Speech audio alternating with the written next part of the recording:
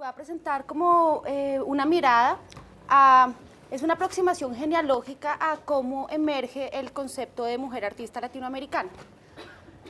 Digamos que la preocupación que me lleva como a revisar de dónde emerge históricamente este concepto es a partir de, digamos, mirar en algunas exposiciones de mujeres artistas, cómo esta retórica, digamos,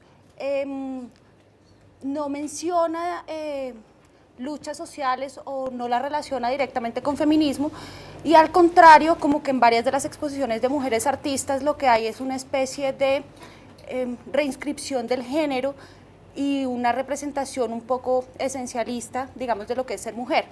Y ya específicamente en mujer artista latinoamericana, digamos que ha habido como un interés en la última década por parte de museos en Europa y en Estados Unidos por hacer como unas retrospectivas de mujeres, pero ahora son, digamos, globales. Hay una así muy paradigmática que se llama Global Feminism, en donde tanto el hecho de ser mujer como lo latinoamericano responde como a ciertos estereotipos. Entonces, bueno, ya indagando específicamente sobre cuándo emerge el concepto, yo encontré que la primera exposición, digamos, en donde se habla directamente de mujeres artistas latinoamericanas, es una exposición en 1995 que se llama así, Mujeres Artistas Latinoamericanas 1915-1995, y es una exposición que hacen en Estados Unidos y que rota, digamos, la primera la hacen en el Milwaukee Art Museum y de ahí va rotando por diferentes ciudades de Estados Unidos. Una exposición muy grande, digamos 112 artistas latinoamericanas, así Frida Kahlo como el ícono. Y pues digamos que ahí hacen como esa emergencia del concepto. Ahorita vamos a ver, entonces lo que vamos a hacer es como revisar 3 exposiciones, esta que les cuento, y 2 que son anteriores, también en Estados Unidos en los 80, digamos que son un poco la prehistoria del concepto, pero que apuntan como a 2 versiones muy distintas del asunto. Para hacer esta revisión, entonces, digamos que de alguna manera yo me basé como en el concepto de tecnología del género de Teresa de Lauretis, como en donde ella lo que hace es como recopilar buena parte de las discusiones que ha habido en el feminismo durante los años 80 y se pregunta hasta qué punto, digamos, retóricas que parecen en algún momento feministas o cómo el género se reinscribe, es algo, digamos, que tiene que estar constantemente rectificándose, y cómo en algunos momentos prácticas cercanas al feminismo o incluso prácticas feministas lo que hacen es como una reinscripción del género, son una tecnología del género en tanto que vuelven a poner esa retórica de la diferencia sexual a circular. Entonces, de alguna manera, como que la revisión viene de ahí, hasta qué punto, digamos, algunas de estas exposiciones lo que hacen es reinscribir la retórica de la diferencia sexual y, bueno, pues, lo de mostrar como un cierto esencialismo de género. Uno de los asuntos de la exposición es que, digamos que a partir del criterio curatorial de mujer artista, digamos que buscan cuáles son las artistas que se puedan mostrar a partir de esta identidad, más que tratar de buscar una coherencia como entre las obras o una especie de guión en donde uno pueda leer algo a partir de las obras de las artistas. Entonces van a ver que hay artistas como bien distintas, bien disímiles, que trabajan medios y que también vienen como de posturas políticas bien diferentes. Entonces, Gloria de Amaral, hubo varias colombianas en esta exposición.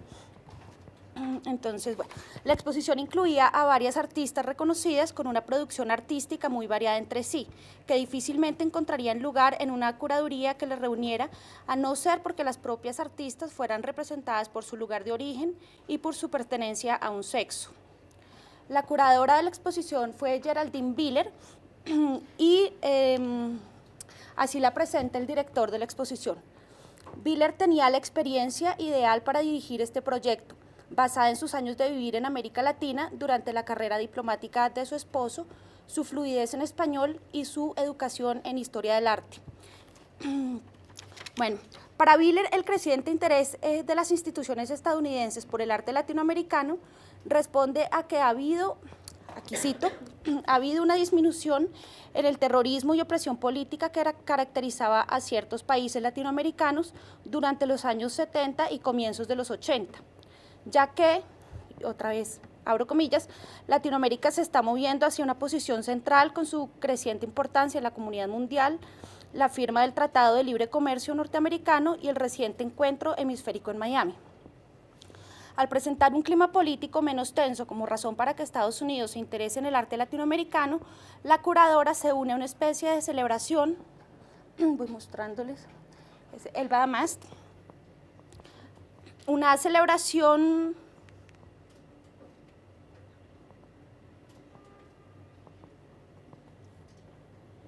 bueno, que este interés repentino, digamos, en Estados Unidos como por este auge multicultural que hacía que, digamos, se celebrara de alguna manera como la inclusión finalmente, digamos, de América Latina como en el comercio global, y que en el arte, digamos, esto fue llamado el boom latino. A finales de los años 80, varios teóricos, críticos y artistas latinoamericanos como Luis Camitzer, Gerardo Mosquera, Mari Carmen Ramírez, Nelly Richard y Beatriz Sarlo empiezan a hacer una crítica hacia la exotización producida en el llamado boom latino. En el paradigma multicultural de 1989, Guillermo Gómez Peña diseña un test, espérense que ahorita nos devolvemos por esta acá, en que propone 7 opciones para intentar entender ese repentino interés por instituciones de arte en Estados Unidos hacia el arte producido en distintos contextos latinoamericanos. Entonces él se pregunta qué es exactamente el boom latino y da estas opciones. A, una especie de cortina de humo para esconder la realidad. B, un acto de prestidigitación para distraernos de la política. C, la luz verde para que nos convirtamos en ricos y famosos. D, una oportunidad para infiltrarnos y hablar desde dentro. E, una versión contemporánea de la política del buen vecino hacia Latinoamérica. F, el resultado lógico de los movimientos chicanos y newyorrican. Y G, el capricho de la Madison Avenue. Bueno, la teórica colombiana Mari Carmen Ramírez, que fue otra de las que estuvo como muy pendientes, o sea, esto les digo, fue como hacia finales de los 80, comienzos de los 90, que los críticos latinoamericanos empiezan a hacer como esta deconstrucción del boom latino, y la exposición que les digo es como una puntada final de ese boom, pero la hacen mucho después, es en el 95, así que ellos están revisando la exotización de América Latina, pero en realidad no alcanzan como a meterse en el problema de, además, la exotización de género, porque digamos que en este boom normalmente las obras que se mostraban eran pues de hombres. Entonces, Mari Carmen Ramírez, otra de las críticas mordaces del boom latino, hace un rastreo de las oleadas de interés en Estados Unidos hacia el arte latinoamericano y va como a periodizarlas. Dice que hay una entre 1940 y el 45, otra entre el 59 y el 70 y una tercera, la que nos ocuparía aquí, a partir de la segunda mitad de la década del 80 hasta la segunda mitad de los 90. Ramírez, al igual que Willer, atribuye el renovado interés de las instituciones estadounidenses hacia el arte latinoamericano al restablecimiento de la democracia en algunos países suramericanos. Sin embargo, su análisis se centrará en, abro comillas, indagar a qué intereses sirve el arte latinoamericano en los 80 y los 90, fin de cita, y sitúa las nuevas políticas neoliberales establecidas en América Latina como un factor determinante en la consolidación de este tercer boom. Afirma que la noción de identidad mexicana y latinoamericana enunciada en estas exhibiciones ilustra la lógica de adaptación a las demandas del nuevo orden económico. Fin de cita. Bueno, la exposición Mujeres Artistas Latinoamericanas aparece poco después de estas primeras críticas e insiste en mantener este criterio curatorial exotizante, esta vez sumando mujer como identidad esencial a esta perspectiva curatorial. La exposición de mujeres latinoamericanas vino a llenar el hueco que faltaba, ya que dentro del boom las obras expuestas eran generalmente producidas por hombres. De la misma manera que las exposiciones del boom latinoamericano contribuyeron a una construcción de una identidad esencial latinoamericana lista para su consumo en el primer mundo, varias de las exposiciones de mujeres fueron colaboradoras además en la reinscripción de la noción de la mujer como una identidad mítica, estática y sin fisuras. Algunos argumentos de la exposición, la curadora entra a contar las razones para reunir el trabajo de mujeres artistas. En un pedazo del texto, digamos, le hace un montón de preguntas que, a pesar de estar planteadas con interrogación, se entiende que estamos hablando de preguntas retóricas. Lo importante en todo caso es ver cómo se asocia esta perspectiva de mujeres, ella la llama así, como siempre está hablando de perspectiva de mujeres o perspectiva de género, con ideas estereotipadas sobre la feminidad, lo delicado, el espacio doméstico, lo íntimo y las escenas interiores. Les voy a leer un pedacito de como el texto de Biller. ¿Expresan las artistas de esta exposición esta constante en una forma diferente a los hombres? ¿Podrían los poderosos autorretratos de Frida Kahlo o Mary Mater O'Neill haber sido creados por un hombre? ¿Revelan los íntimos retratos y escenas interiores pintados por María Izquierdo, Olga Costa y Elena Clement, o las definiciones del cuerpo femenino tan delicadamente construidas por Rocío Maldonado o Ana Mendieta, el género del artista? ¿Habría elegido un hombre representar una casa para definir su espacio como Elba Damast hace del de ella? ¿Una cocina aromática de la abuela Moorhead de Leonora Carrington? Si la perspectiva de las mujeres es diferente a la de sus compañeros hombres, mejor razón para exhibir junto el arte de las mujeres. Haciéndolo así, se enfatiza la naturaleza única de la expresión femenina y su importancia en la historia del arte, en este caso la historia del arte latinoamericano. En el texto curatorial, Biller expone los criterios de selección de artistas. Es importante notar que piensa en criterios de selección de artistas y no de obras.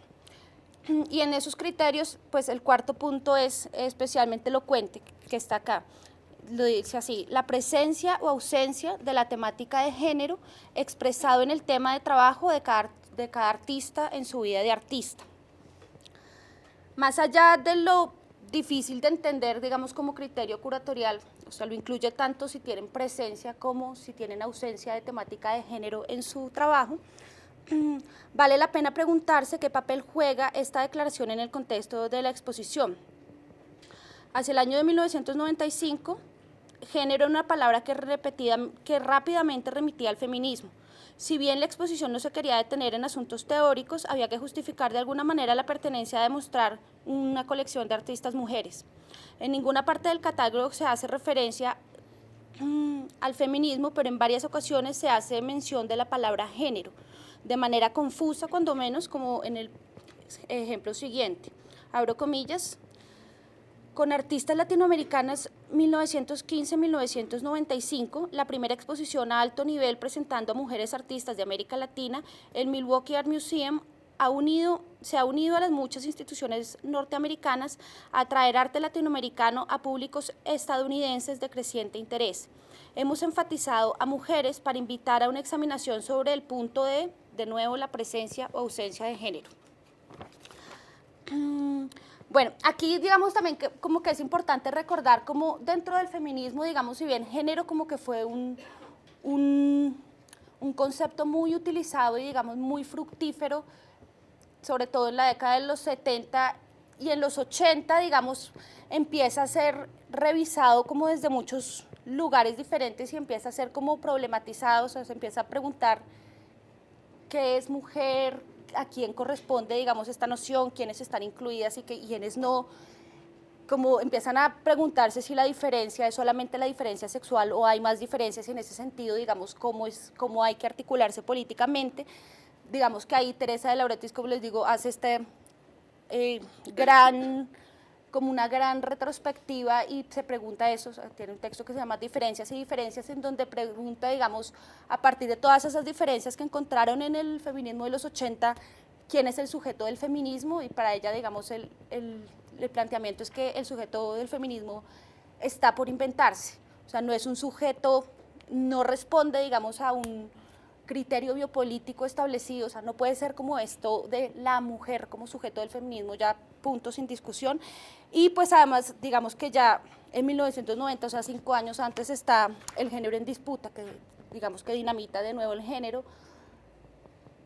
también desde las posturas de Teresa de Lauretis y de las diferencias y diferencias, pero también muchísimo, digamos, desde lo queer y desde pensar como el género como algo performativo.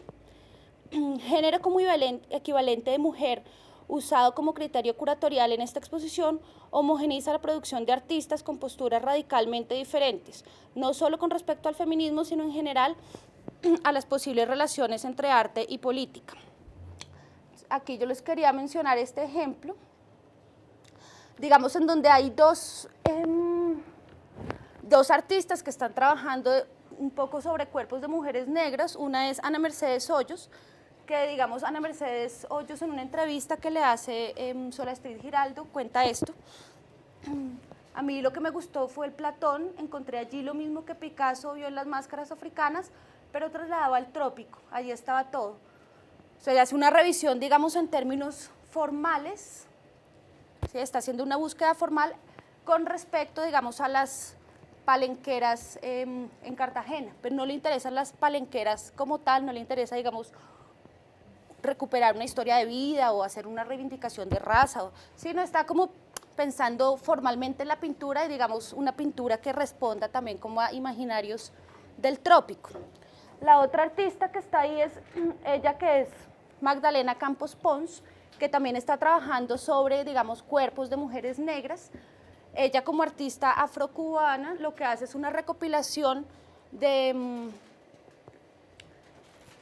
historia de mujeres de su familia, entonces hace un montón de intercambios, digamos, hace trabajos en medios como tradicionales, digamos, hacen bordados, hacen canciones, hacen mucho intercambio, digamos, oral, y ella a partir como de todo, y como que se intercambian, ¿no? Hacen trueques unas con otras de objetos en donde de alguna manera logran articular como esta obra. Además es parte de una serie que se llama Historia de personas que no fueron héroes, como que ella le interesa hacer esta recuperación de memorias olvidadas en la historia y a partir de ese material encontrado pues hace como esta videoinstalación para la muestra. Entonces, digamos que estas contradicciones en términos de las obras que están ahí, por ejemplo, esto como que no lo tematizan, simplemente están como enunciadas quiénes son las artistas como, que normalmente son relevantes en el campo de la plástica nacional, o, ¿sí? Como que cuentan un poco quiénes son ellas, pero nunca hay un análisis de obras. Y entonces lo que les digo, o sea, no entran a mostrar, digamos, la cantidad de contradicciones que hay dentro de esas que se supone que representan, digamos, a ese ente extraño que es esta mujer. Dos nociones, la de artista latinoamericano, que como les digo, como que la retoman de esto que ya habían hecho, y la de mujer artista, que digamos que de alguna manera también había habido muchas exposiciones de mujeres artistas en Estados Unidos, y hacen como esta suerte de fusión de donde sale este concepto de mujer artista latinoamericana. Bueno, para terminar un poquito así como con esta exposición y pasamos ahorita a revisar las otras, les quería leer un fragmentico de la revista Semana. Como había varias colombianas, por ahí estaba también Fanny Sanín. Ay, ¿dónde está? Ah, no, esa es la otra. Bueno, aquí le hicieron como una reseña porque fue así como bien visible la muestra y la reseña aquí se llamaba Con aroma de mujer, remitiendo no solo como a esa esencia femenina que planteaba la muestra, sino también como a la novela Café con aroma de mujer, que estaba pues de moda en esa época. Y al igual que la gaviota, digamos que estas retóricas que salían de la exposición tenían que ver como con esa ligazón mujer-tierra, ¿no? Y entonces dice así: en la artista latinoamericana se nota también la deliberada intención de captar una realidad ligada a su tierra y a su tradición. Aflora en su obra la preocupación por asumir las tendencias artísticas universales para mostrar por medio de ella su expresión más auténtica en concordancia con sus raíces locales. Y aquí lo otro que me parece así como importante es esta, o sea, que ya ni siquiera hablan de sino la mujer artista, como, o sea, si realmente hay como un amalgamiento, digamos, de cosas completamente disímiles y termina convirtiéndose como en una sola unidad. Bueno, las pertinentes críticas realizadas por Gerardo Mosquera y los que les mencioné ahorita se dirigían a deconstruir las representaciones de Latinoamérica como el otro salvaje y fantástico de Occidente. En el interior del movimiento feminista en las artes, el sujeto mujer ya había sido cuestionado precisamente por las otras, lo que con despentes podríamos llamar el proletariado del feminismo, o sea, mujeres negras, chicanas, lesbianas, de color y el gran etcétera que no se acomoda a ese ideal de mujer blanca heterosexual. Entonces, para esto, o sea, esto no solamente pasaba, digamos, a nivel teórico, sino que a nivel del movimiento feminista en las artes, que como les digo era muy fuerte en Estados Unidos, también habían ya como que hecho esa ruptura muy fuerte y digamos que varios de las mismas artistas que luego van a estar como mostradas en estas macroexposiciones ya habían expuesto como su trabajo, pero desde un lugar como completamente diferente. Entonces, bueno, ahorita vamos a mirar como las otras dos exposiciones que son más tempranas, o sea, son de los 80, que aunque no usen específicamente el término mujer artista latinoamericana, podrían ser leídas como la prehistoria de esta noción. Cada una de ellas apuesta a direcciones radicalmente opuestas. La primera de ellas se llama Dialécticas del aislamiento, Mujeres del Tercer Mundo, curada por Ana Mendieta y Kazuyo Miyamoto en 1980 en la Galería Air de Nueva York, y la segunda llamada American Women Emerging Perspectives, realizada simultáneamente en el Centro de Interrelaciones Americanas y en la Galería Quorus en Nueva York, y que fue curada por Charlotte Camilos y Kathleen McTolsey en 1982. Dialécticas del aislamiento se expone en la Galería Air, que es la primera galería, bueno, es una galería fundada en 1972 como una galería, como una cooperativa de mujeres artistas sin fines comerciales, y el objetivo de la galería era atender los asuntos de las mujeres artistas. Digamos que en ese momento ellas se unen porque realmente como que no encuentran lugares de exhibición y porque realmente como que están militando todas dentro del feminismo y tratan de abrir como un espacio para las artes. Entonces son todas artistas militantes y pues tratando, digamos, de que las artes aporten algo al movimiento. Entonces digamos que dentro de esta cooperativa ellas se van rotando un poco digamos, quién hace la curaduría, porque se están como dando cuenta de este problema de la mujer blanca heterosexual, o sea, se están dando cuenta como que el feminismo está respondiendo demasiado a eso, entonces empiezan a abrir, digamos, curadurías en donde como que puedan plantear las otras del feminismo sus posturas, entonces hay como exposiciones de lesbianas, exposiciones de negras y demás, entonces a Ana Mendieta le ponen a curar la de esta que ella le llama Mujeres del Tercer Mundo. A ver, es que puse, aquí está un pedacito del texto curatorial, dice: existimos, cuestionar nuestras culturas es cuestionar nuestra propia existencia, nuestra realidad humana. Confrontar este hecho significa tomar conciencia de nosotras mismas. Esto se convierte en una búsqueda, un cuestionamiento de quiénes somos y de lo que podemos llegar a ser. Durante los 60, las mujeres de Estados Unidos se politizaron y se unieron en el movimiento feminista con el propósito de terminar con la dominación y la explotación de la cultura masculina blanca, pero se olvidaron de nosotras. El feminismo americano, tal y como se presenta, es básicamente un movimiento de clase media blanca. Como mujeres no blancas, nuestras luchas están en dos frentes. Esta exposición no señala tanto hacia la injusticia o la incapacidad de una sociedad que no ha sabido darnos cabida, sino que indica sobre todo una voluntad personal de continuar siendo otras. Bueno, el texto de Ana Mendieta va en la misma dirección, es que digamos en este momento empiezan a aparecer muchos textos como que apuntan a esta gran falencia, digamos, del feminismo blanco, que aparecen a comienzos de los 80, o sea, ahí aparece Mujer, Clase y Raza de Angela Davis en el 81, Gloria Anzaldúa y Cherry Moraga compilan este texto que se llama This Bridge Called My Back, Writings of Radical Women of Color, también en el 81, Borderlands, la frontera de Anzaldúa también está publicado en el 80, o sea, es como un momento, y es el mismo año de esta exposición, o sea, es un momento de un cimbroneo y un cuestionamiento muy fuerte desde la raza hacia el feminismo, ¿no? Bueno, entonces aquí en el texto llama la atención el uso de mujeres del tercer mundo, dado que las artistas incluidas en la exposición son todas portadoras de pasaporte norteamericano. Encontramos artistas afroamericanas, chicanas, asiático-americanas y latinas residentes en Estados Unidos. En este sentido, el uso de un concepto geográficamente erróneo, si se lee desde la geopolítica tradicional, da cuenta de un uso estratégico del término.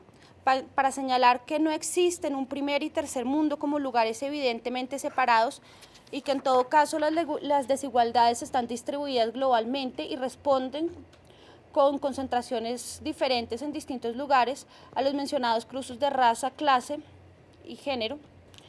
Y entonces digamos que ellas están situando el tercer mundo en el Nueva York de los años 80, o sea, mientras que los otros están como celebrando como en estas políticas multiculturales se celebra la inclusión, digamos, de América Latina dentro de ese supuesto primer mundo a partir del TLC. Estas están diciendo como acá hay un tercer mundo que tiene que ver con la raza. Aquí les quería mostrar muy rapidito como este trabajo que se expuso por primera vez ahí en esta exposición. Es de una artista que se llama Howardina Pindle, que también era miembro de la cooperativa de AIR, y esta obra se llama Libre, Blanca y de 21. Es un video en donde hace un diálogo con ella misma, digamos, o sea, Howardina Pindle hace de nuevo como Magdalena una recopilación de memoria, digamos, olvidada de ella misma y de su mamá. Son experiencias, digamos, con el racismo en Estados Unidos. Entonces ella va relatando esas experiencias que son muy cotidianas y esta mujer blanca le va diciendo todo el tiempo como que si ella es paranoica, que porque está diciendo eso, que no puede ser posible, que en Estados Unidos, el país de la libertad, no puede pasar eso, que la segregación ya se acabó. Entonces como una lucha ahí entre las dos, y esta mujer blanca es ella misma, digamos, con una media velada blanca y una peluca mona.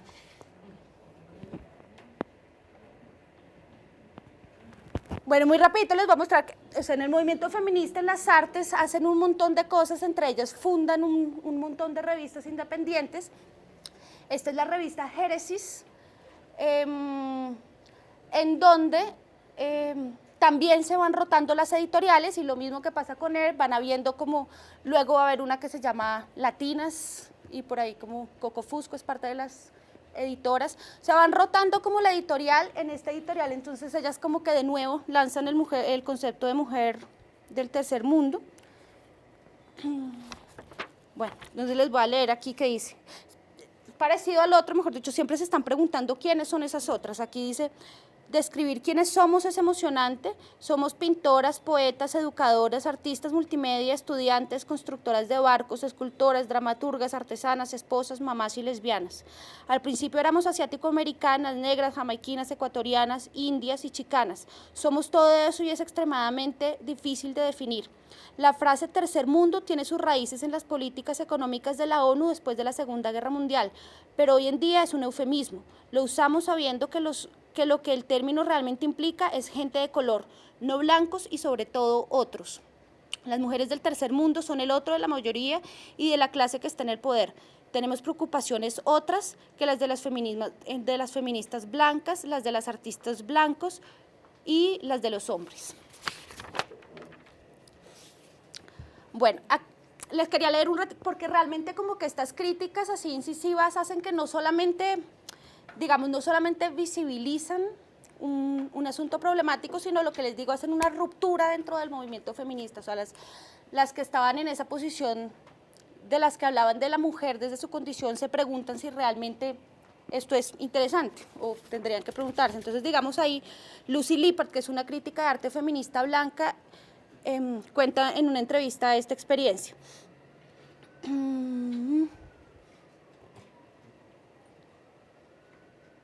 He conocido a Howardina Pindle, Adrienne Piper y Faith Ringgold desde los 60 y su trabajo me hizo pensar mucho acerca del etnocentrismo en el movimiento de mujeres. La exposición Nigger Drawings en 1979 y las protestas y la organización Arte contra el Racismo que sobrevino también fueron reveladoras e hicieron posibles que yo me distanciara del mundo del arte liberal. Bueno, para terminar, ¿alcanzo a mostrar otra expo? Así muy rapidito, es que pasa como muy simultáneo, o sea, en el 80 era la anterior que les mostraba y esta va a pasar en el 82. Lanzan esta exposición de nuevo, digamos, desde un lugar como muy institucional, que es el Centro de Interrelaciones Americanas, y se llama Emerging The Women of the Americas Emerging Perspectives. De nuevo, digamos que van a hablar de la mujer artista latinoamericana, pero están haciendo como, o sea, la función de la CIAR es como hacer este diálogo entre las Américas, como, sí, como intentar plantear América como un continente, digamos, no sé, hermano. Y entonces incluyen algunas artistas estadounidenses y canadienses, y pues la mayoría son latinoamericanas. Aquí de nuevo, digamos, hacen este olvido de la palabra feminismo y se dedican a hablar de la retórica de la artista mujer, la artista mujer. Les voy a leer dos pedacitos de las dos curadoras. Digamos, son diferentes las dos curadoras, pero bueno, tienen como o sea, por lo menos, digamos, una acepta que ha habido como algunos cambios debidos por el feminismo, y la otra piensa que los cambios, digamos, que la inclusión de mujeres en algún momento de esfera pública tiene que ver es como con el desarrollo de la historia y como con esa, no sé, esa dialéctica de la historia que lleva como a que algunos sujetos por fin puedan hablar un poco. La una plantea esto: los asuntos rara vez generan consenso y a pesar de que los efectos del movimiento de mujeres se han expandido indudablemente, hay quienes cuestionan hasta qué medida han influenciado la estética. Algunos piensan que los eventos de la década pasada han servido para elevar la retórica feminista y denigrar la calidad, aislando a las mujeres que son artistas, añadiendo una etiqueta a su trabajo que ella misma no siente la necesidad de compartir. La otra es la que les digo que piensa que las mujeres entraron un poco por la dialéctica histórica. Dice: el vertiginoso desarrollo tecnológico e industrial del siglo XX ha llevado a la independencia social y económica de las mujeres. Muchos campos de actividad se han vuelto asequibles para ellas, especialmente las artes. Como resultado, las mujeres artistas se han vuelto más prominentes de lo que han sido a lo largo de la civilización. Bueno, esta CIAR, digamos que está dedicada como a promocionar el arte latinoamericano en Estados Unidos. Aquí está de nuevo Ana Mercedes Hoyos. Había sido, digamos, boicoteada por artistas latinoamericanos residentes en Estados Unidos en 1970, porque la CIAR, digamos que era parte de la Fundación Rockefeller, digamos, la parte de la Fundación Rockefeller, digamos, destinada como hacia el arte y la cultura. Y Luis Kamitzer fue uno de los que de nuevo lideró este boicot, y él menciona en el texto Didácticas de la Liberación, digamos, cuál es el problema y cómo habían reaccionado los artistas latinoamericanos. Por acá está. Son 110 artistas firmaron una carta en 1970 apoyando un boicot en contra de esta institución. Protestaban porque la junta directiva incluía, aquí abro comillas, varios líderes de los Estados Unidos que nosotros catalogábamos como cómplices de políticas cuestionables implementadas en contra de América Latina. Los artistas proponían la renuncia o el retiro de los siguientes miembros: Lincoln Gordon, embajador de Brasil de 1961 al 66 y promotor de la cúpula militar en 1964. Dan Rusk, secretario del Estado de JFK, y L.B. Johnson, quienes supervisaron la Alianza para el Progreso y la expulsión de Cuba de la OEA. David Rockefeller, el presidente del Chase Bank, y George Minnie, presidente de AFL-CIO de 1955 al 79, colaborador del gobierno estadounidense. Me falta una página.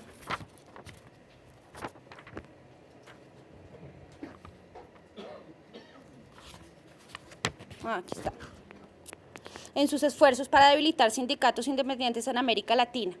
Todos estos individuos son considerados aliados en las dictaduras de América Latina y en algunos casos son incluso vistos como los creadores de las maniobras que las llevaron al poder. Entonces, digamos que con esta exposición es bastante clara esa relación, digamos, tensa que hay como entre las políticas neoliberales por un lado y por el otro lado como la promoción, digamos, un poco ingenua, aparentemente, como de las artes y como de estos sujetos en Latinoamérica. Bueno, esta es una tensión, digamos, que va a continuar Esta es Linda Benglis, que es una artista feminista, pero pues la obra que muestran aquí como que no tiene como esa connotación como tan visiblemente política que ella tenía en los demás trabajos. Y Fanny Sanín, que también pues participó. Ana Mendieta en realidad está en todas las exposiciones, o sea, las institucionales, en las independientes, en casi que cualquier exposición de, como que Ana Mendieta es como la que está por todos lados. Y Cecilia Vicuña también, que ella, digamos, fue también muy fuerte en el movimiento feminista de las artes chilena y como que también entraba dentro de esos cuestionamientos grandes al feminismo, digamos, más hegemónico. Aquí para terminar les quería contar, digamos, una experiencia de María Galindo. Ya en 1999 la invitan a participar en el Museo Reina Sofía. Y María Galindo, pues que es una artista, bueno, a ver, ella se define como no artista, es una activista que usa la estética boliviana perteneciente a Mujeres Creando, que es una colectiva anarcofeminista. Decide aceptar la invitación y se va al Museo Reina Sofía. Esto lo recoge ella en este libro que se llama La Virgen de los Deseos. La mayoría del trabajo de Mujeres Creando es trabajo para la calle, tienen muchísimo trabajo con graffiti. Entonces María Galindo va al Reina Sofía, grafitea un poco todo el museo, ocupa el museo, ella le dan un espacio muy grande y hace varios performances en donde lee, y les quería leer, aquí yo hice una compilación porque es un texto largo, pero como unos pedazos, como unos apuntes de lo que ella plantea y que de nuevo empieza con esa retórica de quiénes somos. El textico lo traje aquí por un pedacito. Desde aquí adentro de la galería y del museo solo puedo presentarme a ustedes como una impostora. Podría hacer el esfuerzo de permanecer pasiva ante sus sospechas y ejercer mi creatividad con sutileza para sobrevivir a esos días y luego seguir creando colectivamente y a borbotones afuera. No puedo intermediar para ustedes ni mi voz ni esas voces de mis hermanas, muchas de nosotras poetas, músicas, artesanas, cocineras, campesinas, sanadoras, hábiles persuasoras, pero ninguna de nosotros artista. Aquí adentro de la galería, que es el espacio de la variedad y el pluralismo cultural, soy una impostora carente de cultura porque no me reconozco en las definiciones que obviaron y menospreciaron los arrebatos y sudores de la vida cotidiana. Definiciones de la cultura patriarcal colonialista, que bautizaron mi mundo como el tercero y a mí como Sudaca.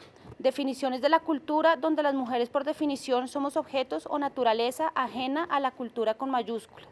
Soy una impostora carente de todo, carente de firma, carente de currículum, carente sobre todo de las habilidades necesarias para intermediar.